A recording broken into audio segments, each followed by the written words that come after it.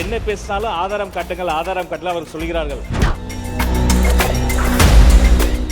அத்தனையும் ப்ரூஃபோடு ஓப்பன் பண்ண வச்சிடாதீங்க.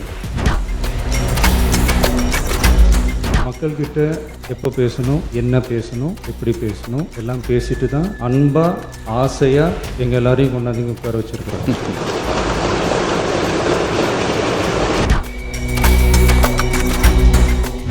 நாங்கள் அன்பு ஆசையாக பேசி தான் ஒரே தொகுதியில் 9 முறை நிற்கின்ற வாய்ப்பு கிடைத்தது. 7 முறை வெற்றி பெற்றிருக்கிறேன். ஒரே தொகுதியில் 7 முறை வெற்றி பெற்றிருக்கிறேன். மாண்புமிகு பேரவைத் தலைவர் அவர்களே, பல்வேறு விஷயங்களை மூத்த உறுப்பினர் அண்ணன் சுட்டி காண்பித்துக் கொண்டிருந்தார். நேற்று கூட மூத்த உறுப்பினர் ஏவாவில் அண்ணன் பேசும்போது சமஸ் அவர்களினுடைய ஒரு புத்தகத்தை கூட காட்டினாங்க. நான் சமஸ் அவர்களினுடைய வார்த்தைகளை நல்லா படிக்கக்கூடிய ஒரு ரீடர். அவர் இன்னொரு ஆர்டிக்கல் எழுதியிருந்தார். ஆர்டிகளின் தலைப்பு என்ன தெரியுமா? விஜய் 100 ஊழலுக்கு எதிரான ஒரு அடி. என்ன பேசினாலும் ஆதாரம் காட்டுங்கள், ஆதாரம் காட்டல அவர் சொல்கிறார்கள்.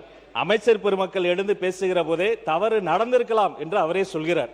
முதலில் தவறு நடந்திருக்கலாம் என்று ஒப்புக்கொண்டதற்கு ஒரு பணிவான நன்றியை தெரிவித்துக் கொண்டு, ஆதாரங்களை நாங்கள் காட்டும் போதே இப்படி பேசுகிறார்கள். மாண்புமிகு முதலமைச்சர் ஆதாரங்களை வைத்திருக்கிறார், அவர் ஒருவேளை எடுத்து காட்டிவிட்டார் என்று சொன்னால் அவர்கள் நிலைமை நினைத்து பார்த்தேன். கொஞ்சம் கவலையாகத்தான் இருக்கிறது.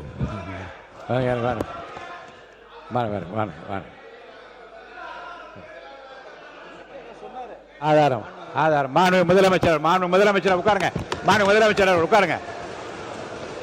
உட்காருங்க. மாண்பு முதலமைச்சர் உட்காருங்க. உட்காருங்க.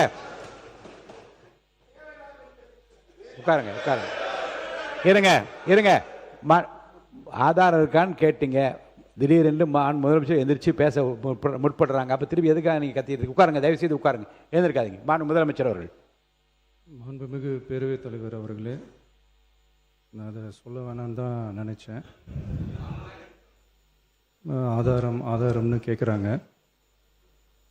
ஒரு 1 வீக் பேக் மாண்புமிகு நிதி அமைச்சர் பேசும்போது ஒரு 3 டிபார்ட்மெண்ட்லேருந்து ரிவ்யூ பண்ணி அந்த ஃபைல்ஸ்லாம் என் டேபிளில் இருக்குன்னு சொன்னார். அது ஏதோ போகிற போக்கில் அவர் சொல்லலை, உண்மையிலேயே என் டேபிளில் இருக்கு. அத்தனையும் ப்ரூஃபோடு இருக்கு. ஓப்பன் பண்ண வச்சிடாதீங்க.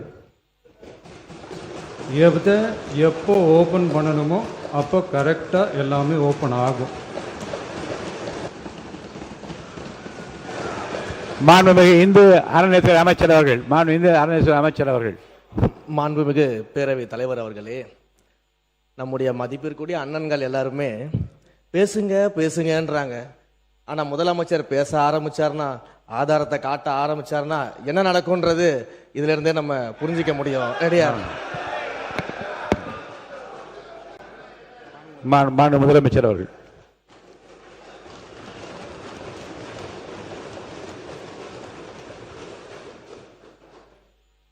மாண்புமிகு பேரவைத் தலைவர் அவர்களே, மக்கள்கிட்ட எப்போ பேசணும், என்ன பேசணும், எப்படி பேசணும் எல்லாம் பேசிட்டு தான் அன்பா ஆசையா எங்க எல்லாரையும் கொண்டாந்து உட்கார வச்சிருக்கிறோம்.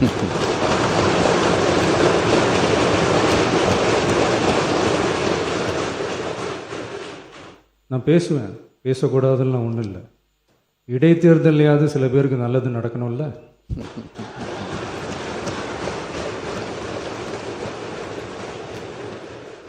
மாண்பு உறுப்பினர். நாங்கள் அன்பு ஆசையாக பேசி தான் ஒரே தொகுதியில் 9 முறை நிற்கின்ற வாய்ப்பு கிடைத்தது. 7 முறை வெற்றி பெற்றிருக்கிறேன். ஒரே தொகுதியில் 7 முறை வெற்றி பெற்றிருக்கிறேன். அது தமிழகத்தில் 2 முறை அதிகமான வாக்குகள் வித்தியாசத்தில் முதல் வாக்கு வித்தியாசத்தை மக்கள் வழங்கியிருக்கிறார்கள். அந்த அங்கீகாரத்தை மக்கள் வழங்கியிருக்கிறார்கள். அதை நான் ஏற்றுக்கொள்கிறேன். அவர் கல்வி அமைச்சர் சொன்னார்கள், அது நடந்து இருக்கலாம் அப்படின்னு. விடுபட்டு போனதுக்கு யார் வேணாலும் ஒரு சாலைக்கு ஒதுக்குகின்ற பல சாலைகளை பார்க்கின்றோம். ஒரு மாவட்டத்தில் ஏதோ ஒரு சாலை விடுபட்டு போயிருக்கலாம். ஆனால் அதே சாலைக்கு நிதி ஒதுக்கப்பட்டிருக்கவா சொல்லுகிறார்கள். அந்த மாதிரி அந்த பணி டெண்டரும் போயிருக்கு. பணி செய்யாமல் அவர் இறந்து விட்டார். அவ்வளவுதான். இங்கே முதலமைச்சர் அவர்கள் இங்கே சொன்னதை போல நாங்களும் மக்கள் மத்தியில் மிகுந்த அன்போடு பழகி, ஆசையோடு பழகி, மக்களிடத்தில் நேசமாக பழகி, தொடர்ந்து அரசியல் வாழ்க்கையில் மக்களுக்காகவே தொடர்ந்து இந்த அரசியல் பயணத்தில் இருக்கிறோம் என்பதை தெரிவிப்பது என்னுடைய கடமையாகும். அது மட்டுமல்ல, இப்போ தமிழ்நாடு வெற்றி திட்டத்திற்கு அது வந்து அண்ணாவின் பெயரை எடுத்திருக்க வேண்டிய அவசியம் இல்லை என்பதுதான் என்னுடைய, நான் கலைஞர் கனவு இல்லத்தை பற்றி கேட்கவில்லை உங்களை. அண்ணாவின் பேர் இருந்திருக்கலாம். எத்தனையோ பேர் எல்லா திட்டத்திற்கும் வெற்றி திட்டம் என்று வைத்திருக்கிறீர்கள்.